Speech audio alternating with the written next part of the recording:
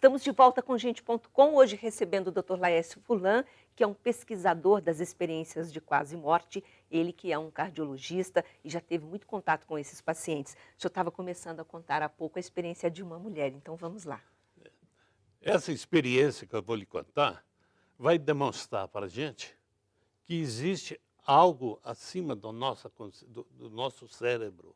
A nossa consciência, na pesquisa, parece que ultrapassa o nosso cérebro. Esta mulher, com 15 anos, ela ficou cega. Com 65 anos, ela infartou, teve parada cardíaca. E ela relata para o professor Moody que ela esteve como se fosse levitando, assim, e observando a sua recuperação.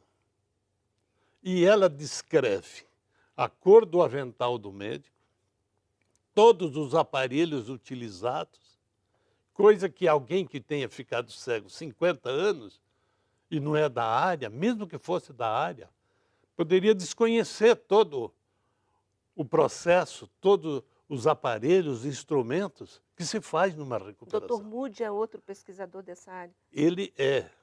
Este que em 1970 foi que começou a lançar a ideia de uma pesquisa mais profunda, sabe? Se uma pessoa que ficou cega há 50 anos e que depois descreve o que viu, é motivo de um estudo muito mais profundo. Como que ela, cega durante 50 anos, depois, tendo a visão da sua recuperação, nos dá todos os detalhes. É um negócio assim que extrapola qualquer coisa. E interessante, mira, que ela disse assim, durante a minha recuperação, chegou uma enfermeira para dar um recado para o senhor, para o médico. E tendo em vista aquela situação toda criada, não era o momento certo de ela interromper alguma coisa. E ela foi embora. Aí disseram assim, mas como? Não, durante a minha reanimação, entrou uma enfermeira alta, loira. Vamos procurar a enfermeira. Foram localizar a enfermeira e disse, verdade, doutor. Durante a reanimação lá, Dessa paciente. eu entrei para lhe dar um recado. Quando eu vi aquilo, fui embora. Então, são fatos concretos de que você diz assim, merece um estudo independente da religião. Depende, um estudo que foca isto aí, para se colher dado para a própria medicina, o que é que nós estamos frente a uma situação em que, para nós, é comprovada, mas não tem uma explicação. Se é não há ainda explicação científica, essa é a não, verdade, se é né? cerebral, porque tem três hipóteses. Tá. Então, antes de falarmos das hipóteses, vamos falar da sua própria experiência. O senhor esteve também numa UTI, mas o senhor passou por uma experiência de EQM ou não? Não. Eu reanimei vários. Quando o senhor ficou Quando doente? eu estava de plantão, o indivíduo chegava, infartado, era colocado no leito, monitorizado, daqui a pouco ele me fazia parada cardíaca. Então, nós temos esses 5 minutos para reanimá-lo. E o caso tão interessante aqui de Santa Felicidade, eu vou contar um só. Tá. De Santa Felicidade. Um bairro aqui de Curitiba, para quem não sabe, Marceneiro. Santa Felicidade, porque o programa passa Isso em outras mesmo. cidades. E ele diz o seguinte, interessante, eu vi vocês me reanimando. E eu falava assim, mas eu estou vivo, meu corpo está ali morto. Aí ele diz assim, mas que situação que eu estou vivendo?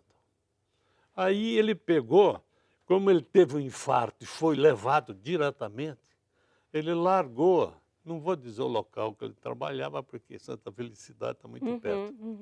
Mas eu fui lá na minha casa para ver se estava tudo em ordem. Cheguei lá, vi todo o material que eu tinha deixado, estava tudo. E depois eu voltei. Voltei, e daí passei a respirar no corpo. Assim, E voltou. estou aqui. Ninguém fala, por exemplo, que... Inclusive, eu li uma coisa que me chamou a atenção, que a maioria dos pacientes sentem uma Um gozo, uma paz que não querem nem voltar, é verdade isso? Isso mesmo. Ninguém entra em É tão desespero, ninguém inter relatou que, tipo, não quero morrer, sou novo ainda. Isso é um fato interessante, Hã. porque se ele está ali, sendo medicado, é soro, é isto, é toda aquela medicação, reanimação, e a massagem, e seja lá a respiração, etc., ele lá não sente essas coisas. Ele diz que ele está, vamos supor, do lado, percebendo isso, mas sem sentir nada, com a sensação de paz, de tranquilidade, etc., de uma observação. E que se sente tão bem, que depois diz, mas será que eu vou voltar para continuar a luta? Então, isto que você colocou é muito importante, dessa sensação de paz, sem medo, sem nada, Sem dor. sem dor. Mas há relatos também de outros casos de pessoas que não encontram essa paz, não tem? Isso. Como são 18%, você vê, de 100%, 18% de reanimados nos traz essas notícias. Não é o 100%, Tá. 18%. Então, essas notícias que eles nos trazem, tudo estudado, etc., etc., nós vamos ver o que é comum em todos. Porque se uma verdade é verdade aqui, tem que ser verdade em qualquer lugar. Se nos Estados Unidos o Dr. Grayson tem um protocolo que ele classifica, diz, essa realmente é uma experiência de quase morte. Lá no Japão se faz a mesma coisa. Na Inglaterra. E nós então temos coletados dados suficientes para dizer assim, gente, temos que estudar isso, porque isto está acontecendo e é sério.